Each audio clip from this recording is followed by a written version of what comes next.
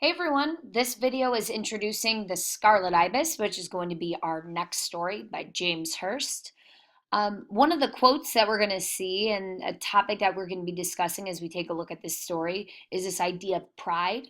And a quote from the story is pride is a terrible, wonderful thing. So we'll be coming back to this idea of pride, but that just gives you a little bit of an idea of a theme that we'll see as we read the story.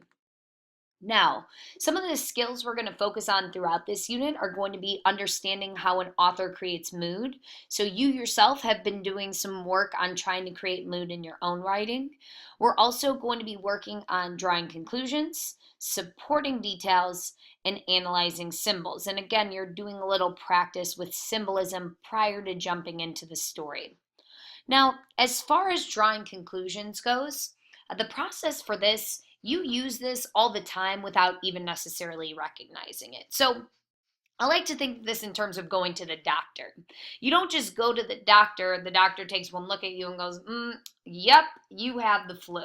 Now, they might be able to deduce that, but the first thing a doctor will do is actually, before the doctor even gets there, usually a nurse or somebody else asks you a load of questions to get a big picture of what's going on with you. So, overall health, it'll ask you questions about your past medical history, the whole lot, right? The whole big picture. So the first thing you do when you're drawing conclusions is same thing. You get an overview of what's going on, know the big picture. Then once the doctor comes in, he or she starts asking specific questions regarding how you're feeling and looks at specific details regarding your health and how you are feeling in that moment. From there, the doctor then creates a new idea and comes up with a diagnosis and tells you, hey, this is what I think you have. And then they explain your treatment plan.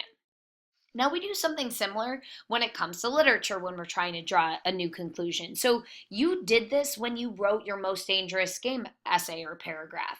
So, first of all, you looked at the big picture of the story. And again, remember the topic was, does Rainsford become the next Zaroff? So, you looked overall, okay, here's what's going on in the story.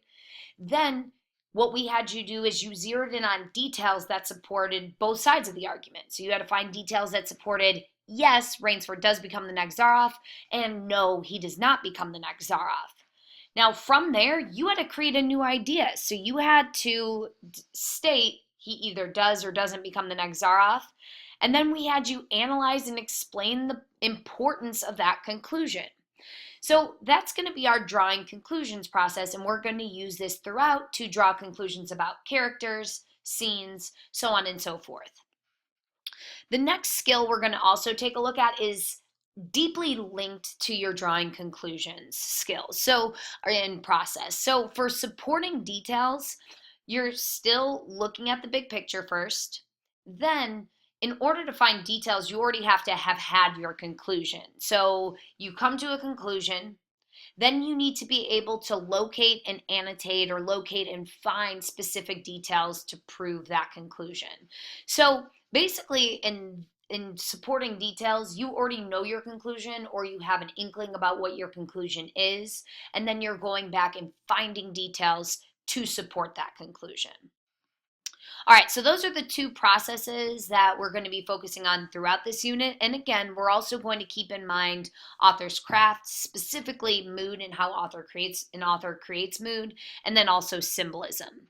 So a lot going on that we're going to be practicing and focusing on as we discuss this story.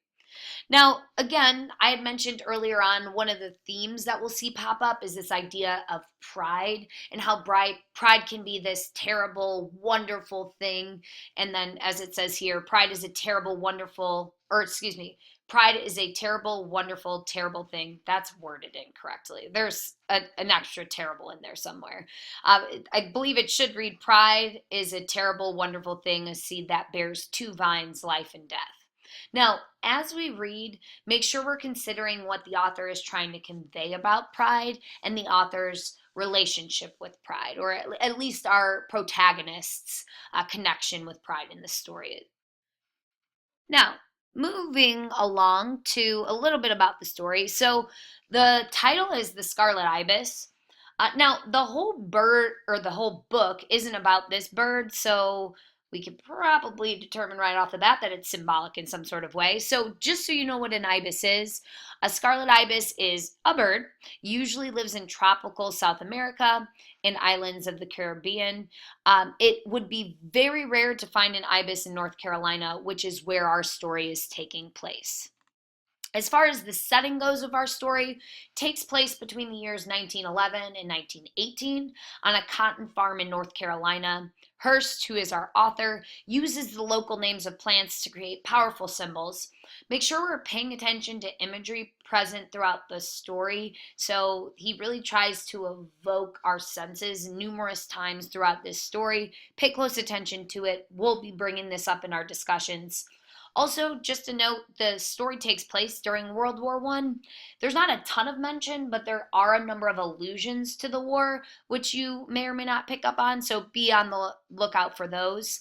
And then as we read, pay close attention also to the changing seasons.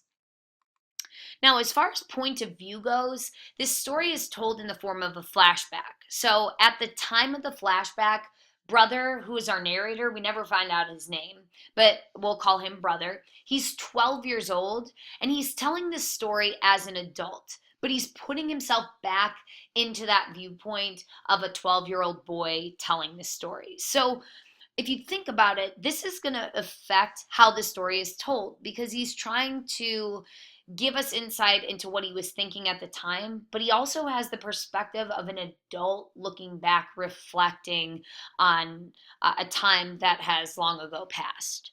So keep that in mind also as you read this story. All right, that is just a brief introduction to the Scarlet Ibis. Make sure you are reading, following along in class, and working through all of the different skills we are going to be targeting in this unit. Thanks for watching, and I will talk with you soon.